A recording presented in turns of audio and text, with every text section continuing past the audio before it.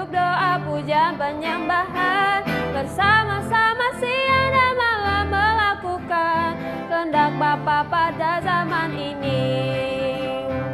Ku mau jadi seperti Yesus dan berdampak bagi sesama.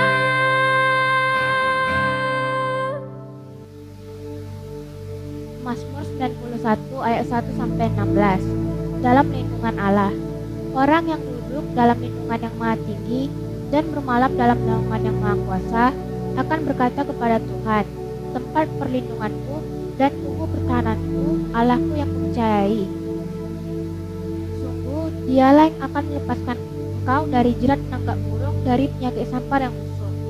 Dengan kepaknya ia akan melindungi engkau, di bawah sayapnya engkau akan berlindung, kesetiaannya ialah perisai dan pagar tembok.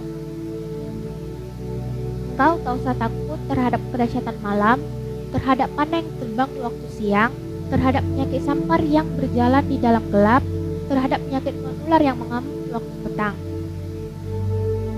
Walau 1.000 orang rebah di sisimu dan 10.000 di sebelah kananmu, tetapi itu tidak akan menimpamu.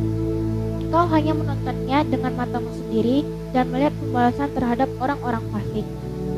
Sebab Tuhan ialah tempat perlindunganmu, yang Maha Tinggi telah kau buat tempat perteduhanmu. Malapetaka tidak akan menimpa kamu, dan tulah tidak akan mendekat kepada kemahmu. Sebab malaikat-malaikatnya akan diperintahkan yang kepadamu untuk menjaga engkau di segala jalanmu. Mereka akan menatang engkau di atas tangannya, supaya kakimu jangan teratup kepada batu. Singa dan ular tedung akan kau langkahi, engkau akan menginjak anak singa dan ular naga. Sungguh hatinya melekat padaku, maka aku akan meluputkannya, aku akan membentenginya, sebab ia mengenal namaku. Bila ia berseru kepadaku, aku akan menjawab. Aku akan menyertai dia dalam kesesakan, aku akan meluputkannya dan memuliakannya. Dengan panjang umur akan kukenyangkan dia, dan akan kuperlihatkan kepadanya keselamatan daripadaku. Pentakosta ketiga. Pentakosta ketiga adalah pencurahan Roh Kudus yang dahsyat di zaman ini, melebihi yang terjadi di Azusa Street. Pentakosta ketiga akan mengakibatkan penuaian jiwa yang terbesar dan yang terakhir sebelum Tuhan Yesus datang kembali. Pentakosta ketiga akan membangkitkan generasi Yeremia, yaitu anak-anak muda yang dipenuhi Roh Kudus, cinta mati-matian kepada Tuhan Yesus, tidak kompromi terhadap dosa, dan akan bergerak untuk memenangkan jiwa. Pentakosta ketiga lahir di Indonesia dan bergerak ke bangsa-bangsa. Gerakan ini dari timur ke barat dan akan kembali ke Yerusalem. Pentakosta ketiga akan memberikan kuasa untuk menyelesaikan amanat agung, dan setelah itu Tuhan Yesus datang kembali. Shalom adik-adik, kita jumpa lagi di Geri 12. Sekarang kita sudah masuk bulan Desember. Tetap semangat dan tetap sungguh-sungguh sama Tuhan. Tuhan tetap sayang buat kita semuanya. Sekarang kita mau ibadah. Mari satukan hati, kita berdoa, lipat tangan dan tutup mata. Tuhan Yesus, kami berdoa karena kami mau mulai ibadah. Kami undang Tuhan untuk hadir di tempat kami masing-masing. Tuhan memberkati juga buat setiap kakak-kakak yang melayani di ibadah hari ini. Tuhan memberkati dan Tuhan menyertai kami semua. Kami siap untuk memuji Tuhan, kami siap untuk menyembah Tuhan bersama-sama. Dalam nama Tuhan Yesus kami berdoa. Amin.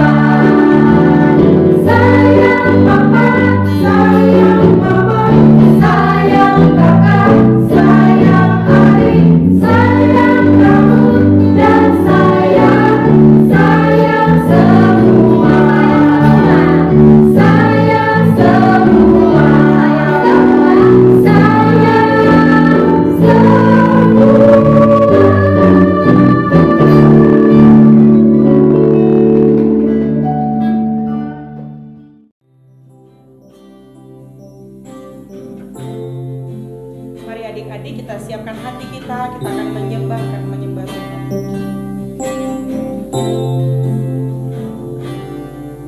Ku cinta Kau, Yesus Tuhan, Kau kekasih jiwaku. Ku perlu Kau, Yesus Tuhan, Kaulah nafas hidupku. Ku cinta Kau, Yesus. Ku cinta Kau, Yesus Tuhan, Kau kekasih jiwaku. Perlu Kau, Yesus Tuhan, Kaulah nafas hidupku.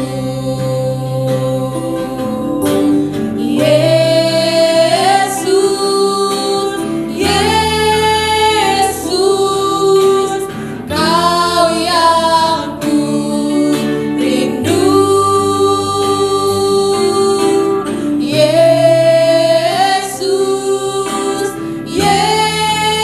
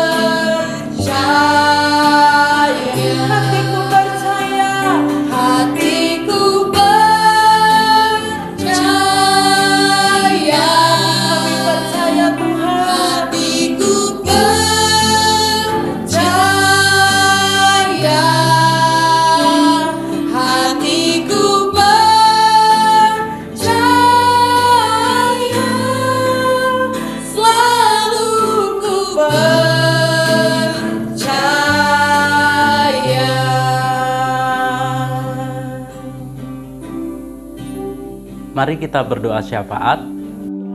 Tuhan Yesus, kami berdoa untuk bangsa kami Indonesia. Kami berdoa dan kami minta Tuhan memberkati mulai presiden, wakil presiden, dan semua pemerintahan yang ada diberkati oleh Tuhan. Indonesia dan kota-kota yang ada di Indonesia, juga kota Pekanbaru, Tuhan sayangi dan Tuhan berkati. Biarlah bangsa dan kota kami ada dalam keadaan baik dan aman dalam perlindungan Tuhan. Kami berdoa berkati juga buat gereja Tuhan, berkati buat Opa Niko dan juga wakil-wakilnya, berkati Opa Gede dan juga wakil-wakilnya. Tuhan memberkati setiap hamba-hambamu ini, diberkati oleh Tuhan, dilindungi oleh Tuhan, keluarganya diberkati, dilindungi dan ditolong oleh Tuhan. Tuhan memberkati juga untuk setiap hamba-hambamu, setiap kali melayani, Tuhan Engkau menyertai. Ada tanda-tanda ajaib dan mujizat dari Tuhan menyertai. Berkati setiap orang-orang yang melayani Tuhan, dan juga buat kakak-kakak sekolah minggu, Tuhan berkati supaya setiap kami tetap ditolong dan dapat melayani dengan baik. Tuhan memberkati juga buat setiap anak-anak. Tuhan sayangilah anak-anak supaya anak-anak tetap ada dalam keadaan baik-baik selalu. Sekalipun hari-hari ini harus hidup bersama-sama satu dengan yang lain dengan keadaan yang terbatas, tetapi kasih Tuhan terus ditambah-tambahkan. Biar tetap ada damai sejahtera, tetap ada sukacita. Tuhan yang memberkati dan menyertai anak-anak waktu ada di rumah, waktu ada di sekolah, dan di mana saja. Tuhan lindungi dan Tuhan memberkati. Juga buat kegiatan akhir tahun, biarlah bersama-sama dengan keluarga, sekalipun tidak harus pergi ke tempat yang jauh, tetapi Tuhan tetap memberikan sukacita dan damai sejahtera. Kami berdoa setiap keluarga anak-anak Tuhan diluputkan dan dilalukan dari segala bahaya, diberikan kekuatan, kesehatan, dan perlindungan oleh Tuhan. Kami berdoa dan kami berseru kepada Tuhan karena kami percaya Tuhan Yesus, Engkau akan memberikan hal-hal yang baik dan perlindungan yang baik buat setiap orang-orang yang percaya dan berharap kepada Tuhan. Terima kasih Tuhan, inilah doa, inilah seruan kami. Kami percaya Tuhan terus memberkati. Di dalam nama Tuhan Yesus kami berdoa. Amin. Kita mau dengarkan firman Tuhan, mari kita berdoa. Terima kasih, kami bersyukur Tuhan buat kesempatan ini Tuhan, kami boleh beribadah, kami mau mendengarkan firman-Mu Tuhan. Berkati hati kami Tuhan Yesus, biar kami boleh menangkap setiap firman Tuhan, biar firman Tuhan berbuah dalam kehidupan kami. Terima kasih Bapa, terpuji nama-Mu, kami berdoa dan bersyukur. Amin. Shalom anak-anak yang disayang Tuhan Yesus, bersyukur buat hari yang Tuhan beri untuk kita bisa beribadah. Hari ini kita akan mendengarkan firman Tuhan yang berjudul 24 tua-tua. Nanti adik-adik baca di Wahyu pasal 4 dan pasal 5. Kakak akan tunjukkan gambar sebuah rumah. Tok tok tok. Anybody home? Ada apa dengan rumah ini ya? Tok tok tok. Ada apa di balik pintu ini? Waktu dibuka pintunya, oh, ada orangnya. Seperti waktu kita ketuk pintu rumah kita atau rumah orang lain, pasti ada yang bukain. Kecuali kalau orangnya memang tidak ada di rumah ya. Ngomong-ngomong nih, kalau pintu surga terbuka, ada apa di sana ya adik-adik? Adik-adik ada yang tahu? Ada makanan Kak? Ada mainan Kak? Ada malaikat Kak? Ada Tuhan Yesus Kak? Ada apa lagi ya? Ada emas Kak? Ada Bapak Abraham? Wah, jawabannya bagus-bagus semua ya. Mari kita lihat apa kata Alkitab tentang hal ini. Beginilah kira-kira gambaran pintu gerbang surga. Tok tok tok. Ada apa di dalamnya ya? Adik-adik mau tahu? Benar. Yakin? pasti? Mau tahu atau mau tahu banget? Wah, jadi penasaran ya. Mari kita lihat ada apa ya. Hush. Hei, lihat. Ada apa ini? Wah, terlalu kecil ya adik-adik gambarnya. Mari kita lihat gambar besarnya ya. Wow, keren banget. Ini cerita tentang apa ya? Kakak ngerti. Ini kan cerita di kitab Wahyu yang ada di Alkitab. Dan pada waktu itu Yohanes, murid Tuhan Yesus yang dikasih Tuhan Yesus penglihatan mengenai keadaan surga. Kemudian daripada itu, aku Yohanes melihat. Sesungguhnya sebuah pintu terbuka di surga dan suara yang dahulu yang telah kudengar berkata kepadaku seperti bunyi sangkakala. Katanya, naiklah kemari dan aku akan menunjukkan kepadamu apa yang harus terjadi sesudah ini. Segera aku, Yohanes, dikuasai oleh Roh dan lihatlah sebuah tahta terdiri di surga dan di tahta itu duduk seorang. Dikatakan di firman Tuhan, dia yang duduk di tahta itu nampaknya bagaikan permata yaspis dan permata sardis. Dan suatu pelangi melingkupi tahta itu gilang gemilang bagaikan zamrud rupanya. Wow, silomen. Dan di sekeliling tahta itu ada 24 tahta. Dan di tahta-tahta itu duduk 24 tua-tua yang memakai pakaian putih dan mahkota emas di kepala mereka. Dan dari tahta itu keluar kilat dan bunyi guru yang menderu. Dan 7 obor menyala-nyala di hadapan tahta itu. Itulah ketujuh roh Allah. Dan di hadapan tahta itu ada lautan kaca bagaikan kristal. Di tengah-tengah tahta itu dan di sekelilingnya ada 4 makhluk penuh dengan mata di sebelah muka dan di sebelah belakang.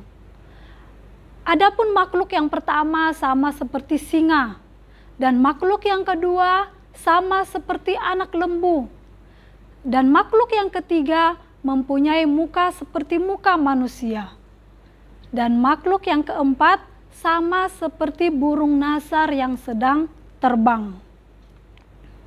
Dan keempat makhluk itu masing-masing bersayap 6.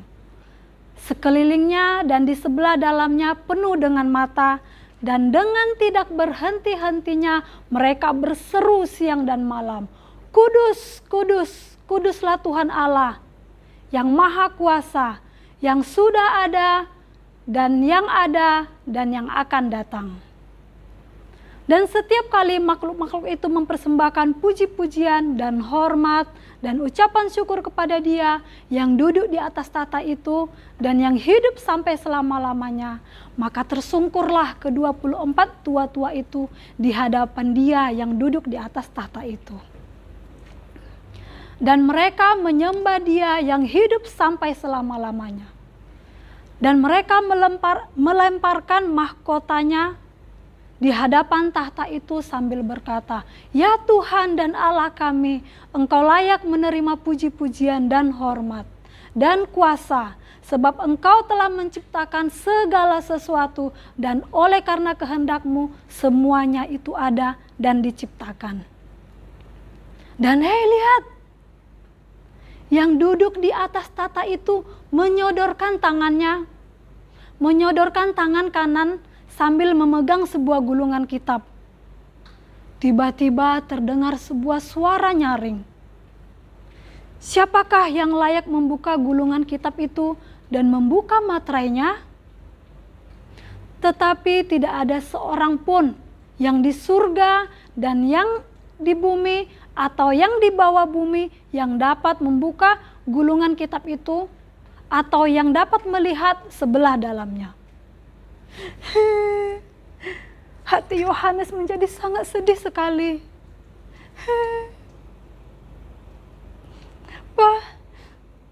Padahal gulungan kitab itu sangat penting dan berharga sekali. Kenapa sangat penting dan berharga ya Kak? Karena gulungan kitab itu berisi pernyataan dari apa yang telah Tuhan tetapkan untuk akhir dunia ini. Isi dari gulungan kitab itu menerangkan bagaimana dunia ini akan dihukum dan menggambarkan kemenangan akhir dari Allah dan umatnya atas segala kejahatan. Wah, ada nggak ya yang bisa membuka gulungan kitab itu? Setelah beberapa waktu kemudian, tiba-tiba terdengarlah suatu suara. Jangan engkau menangis. Sesungguhnya singa dari suku Yehuda, yaitu tunas Daud, telah menang sehingga ia dapat membuka gulungan kitab itu dan membuka ketujuh materainya. Dan lihatlah, Tuhan Yesus datang dan layak menerima gulungan kitab itu dan membuka materai-materainya. Mari berikan tepuk tangan yang paling meriah buat Tuhan Yesus. Yeay. Seketika itu juga terjadilah sesuatu. Lihatlah, 4 makhluk yang ada di surga dan ke-24 tua-tua itu jatuh tersungkur menyembah Tuhan Yesus. Dan aku Yohanes mendengar sebuah makhluk yang di surga dan yang di bumi dan yang di bawah bumi dan yang di laut dan semua yang ada di dalamnya berkata, bagi Dia yang duduk di atas tahta dan bagi Anak Domba adalah puji-pujian dan hormat dan kemuliaan dan kuasa sampai selama-lamanya. Dan keempat makhluk itu berkata, amin. Dan 24 tua-tua itu jatuh tersungkur dan menyembah. Haleluya. Kita belajar firman Tuhan hari ini bahwa Tuhan Yesus saja yang layak menerima puji-pujian dan hormat dan kuasa. Dalam Wahyu 4 ayat 11 dikatakan, ya Tuhan dan Allah kami, Engkau layak menerima puji-pujian dan hormat dan kuasa.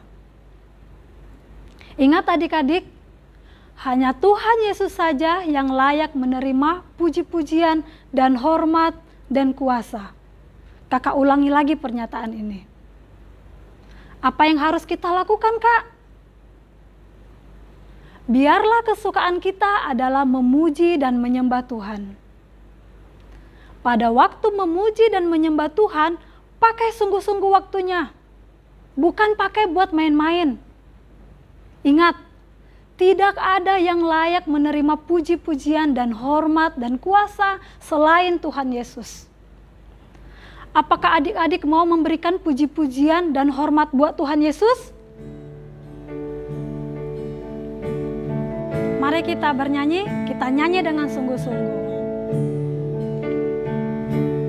Semuanya tutup matanya. Yesus Tuhan dan Allah kami, Engkau layak menerima pujian, hormat dan kuasa, sebab Kau telah ciptakan segalanya.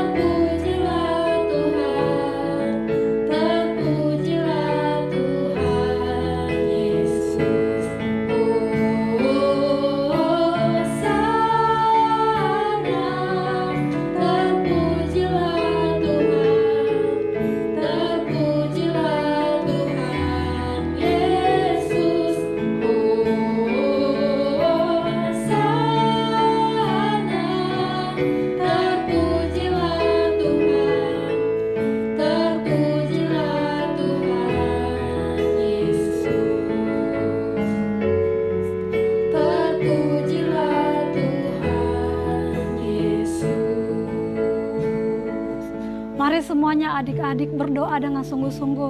Lipat tangannya, tutup matanya. Tuhan Yesus, ini setiap kami Tuhan. Kami mohon ampun Tuhan Yesus, kalau selama ini Tuhan kami memakai waktu kami untuk beribadah dengan tidak benar-benar, tidak dengan sungguh-sungguh Tuhan.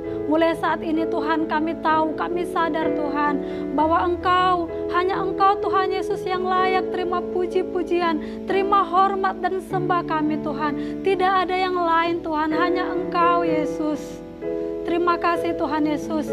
Biarlah Tuhan seluruh hidup kami Tuhan, segenap hati kami Tuhan, hanya meninggikan nama-Mu saja Tuhan, hanya memuliakan nama-Mu saja. Terima kasih Tuhan Yesus. Kami juga berdoa Tuhan Yesus buat setiap orang tua kami Tuhan, opa oma kami dimanapun berada. Biar hanya nama Tuhan yang dipermuliakan dari kehidupan mama papa kami, opa oma kami Tuhan. Terima kasih Tuhan, terpujilah nama Tuhan Yesus. Hari ini kekal sampai selama-lamanya. Kami berdoa dan bersyukur. Sama-sama kita katakan amin. Tuhan Yesus memberkati. Shalom anak-anak yang opa kasihi di dalam nama Tuhan Yesus. Mari angkat tanganmu di hadapan Tuhan dan terimalah berkat dari Dia. Kiranya kasih karunia dan anugerah dari Allah Bapa di dalam Putranya yang tunggal, Yesus Kristus, dan persekutuan yang manis dari Roh Kudus memberkati setiap anak-anak di dalam nama Tuhan Yesus mulai sekarang sampai selama-lamanya. Amin.